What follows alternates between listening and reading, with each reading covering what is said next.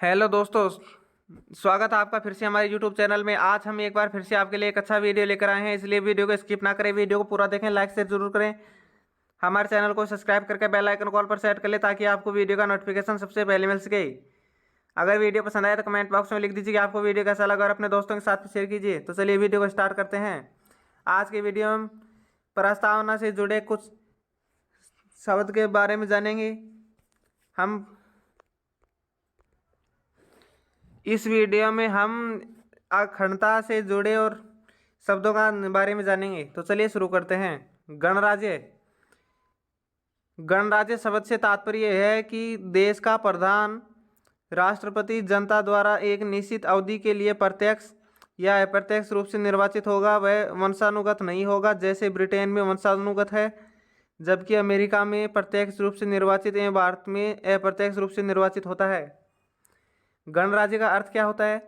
राजनीतिक संपूर्णता जनता में निहित होगा। किसी भी प्रकार के विशेष अधिकार प्राप्त वर्ग की अनुपस्थिति और प्रत्येक सार्वजनिक कार्यालय तक सभी नागरिकों के लिए समान रूप से बिना किसी भेदभाव के पहुँच। न्याय। न्याय क्या कहता है? वितरणात्मक न्याय, सामाजिक न्याय, आर्थिक न्याय और राजनीतिक न्याय। सामाजिक न्याय क्या है? सभी नागरिकों के साथ जाति, रंग, वंश, धर्म, लिंग के आधार पर भेदभाव, बिना समान व्यवहार, किसी वर्ग विशेष के लिए विशेषाधिकार की अनुपस्थिति, वंचित वर्गों एवं तथा महिलाओं की स्थिति में सुधार। किसी भी प्रकार के लोगों के साथ कोई भी भेदभाव नहीं होगा। यही है सामाजिक न्याय। आर्थिक न्याय क्या है? आर्थिक न्याय क्या कहती है? आर्थिक न्याय से तात्पर्य है कि उत्पादन के साधनों का वितरण इस प्रकार किया जाए कि कोई व्यक्ति एक दूसरे का शोषण न कर सके और उत्पादन के साधनों का प्रयोग सार्वजनिक हित के लिए किया जाए। अगला पॉइंट है आर्थिक न्याय का। सामाजिक और आर्थिक न्याय की स्थापना राज्य के नीति निर्देशक तत्वों अनुच्छेद 38 और 39 में की गई है। अगला पॉइंट है आर्थिक कारकों के आधार पर भेदभाव की अनुपस्थिति, संपदा, संपत्ति और आय की असमानता को दूर रखना। राजनीतिक न्याय क्या है? सभी नागरिकों को समान राजनीतिक अधिकार, राजनीतिक पदों पर पहुंच की समानता और सरकार तक अपनी बात पहुंचाने की समानता। नेक्स्ट पॉइंट है स्वतंत्रता। स्वतंत्रता क्या है? प्रस्तावना में सभी नागरिकों को विचार, अभिव्यक्ति, विश्वास, धर्म और उपासना की स्वतंत्रता की बात की गई है। संविधान के भाग 3 के अनुच्छेद 19(1) के अनुच्छेद 25 से 28 इन स्वतंत्रताओं का मूल अधिकारों के रूप में मान्यता दी गई है। नेक्स्ट पॉइंट है स्वतंत्रता, समानता और बंधुत्व के आदर्श। फ्रांस की क्रांति 1789। व्यक्तिगत गतिविधियों की रोक टोक की अनुपस्थिति है। अगला पॉइंट है व्यक्तिगत विकास के अवसर प्रदान करना। प्रस्तावना अभिव्यक्ति, धर्म, विश्वास और उपासना की स्वतंत्रता के अधिकार की रक्षा करती है। अगला पॉइंट है स्वतंत्रता से तात्पर्य यह नहीं है कि कुछ भी किया जा सकता है, बल्कि स्वतंत्रता के अधिकार का प्रयोग संविधान की सीमा में रहकर किया जा सकता है। अतः प्रस्तावना और मौलिक अधिकारों में दी गई स्वतंत्रता निरपेक्ष नहीं है। नेक्स्ट पॉइंट है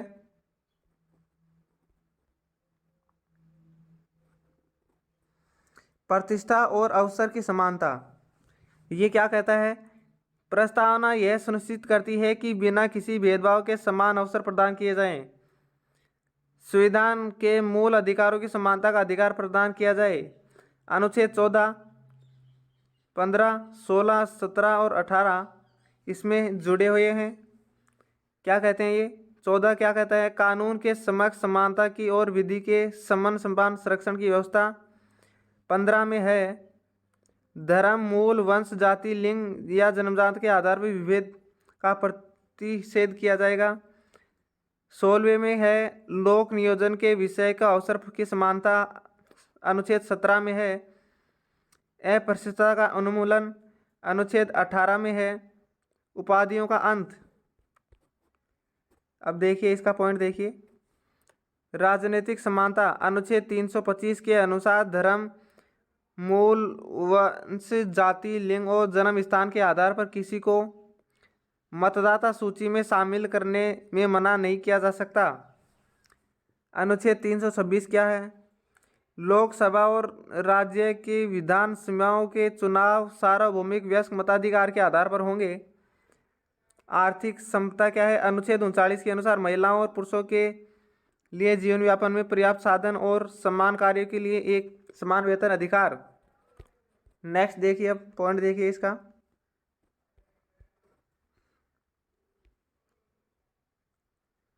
अगला पॉइंट आता है व्यक्ति की गरिमा, राष्ट्र की एकता, अखंडता तथा बंधुत्व। ये क्या कहते हैं? प्रस्तावना इन पंक्तियों के दो प्रमुख लक्ष्य रखे गए हैं। राष्ट्र की एकता और अखंडता, इनकी प्राप्ति के लिए दो आदर्श व्यक्ति की गरिमा और बंधुत्व का उल्लेख किया गया है। वास्तव में ये चारों अवधारणाएं एक दूसरे के संपूरक हैं। भाईचारे की भावना को प्रोत्साहित करने के लिए एकल नागरिक का प्रावधान किया गया है, पृथक पृथक नागरिकता का नहीं। अनुच्छेद 51 के में क्या है? मूल कर्तव्य में प्रत्येक नागरिक का कर्तव्य है वह धार्मिक, भाषाई, क्षेत्रीय अथवा वर्ग विविधताओं से हटकर सौहार्द और आपसी भाईचारे की भावना को प्रोत्साहित करें। अगला पॉइंट है व्यक्ति की गरिमा। शब्द से आशय है कि राज्य का एक मुख्य व्यक्ति है, अर्थात यह सर्वाधिकारी राज्य का निषेध करता है। इसी विचार के अनुसार राज्य व्यक्ति के लिए है, न कि व्यक्ति राज्य के लिए।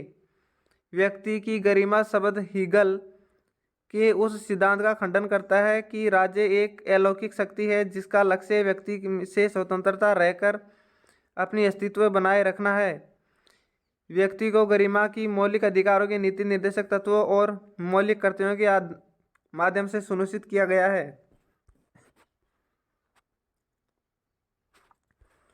अब देखिए, त्रय संयोजन स्वतंत्रता प्लस समानता प्लस बंधुत्व बनाता है सामाजिक लोकतंत्र। ये क्या है? उपरोक्त तीनों का संयोजन एक से तरीय का निर्माण करता है, जिसमें से यदि किसी एक की भी हानि होती है तो लोकतंत्र के उद्देश्य को नष्ट कर देता है। समता के बिना स्वतंत्रता अन्य पर कुछ लोगों के वर्चस्व का निर्माण करेगी। स्वतंत्रता के बिना सहमता व्यक्तिगत पहचान में बाधक है। अब देखिए पॉइंट है प्रस्तावना संबंधी सर्वोच्च न्यायालय के वाद और सर्वोच्च न्यायालय के निर्णय। बेरुबारी संघवाद 1960। प्रस्तावना संविधान में निहित सामान्य प्रयोजनों को दर्शाती है। अनुच्छेदों में प्रयुक्त इसके शब्दों में अनेक अर्थ निकलते हैं।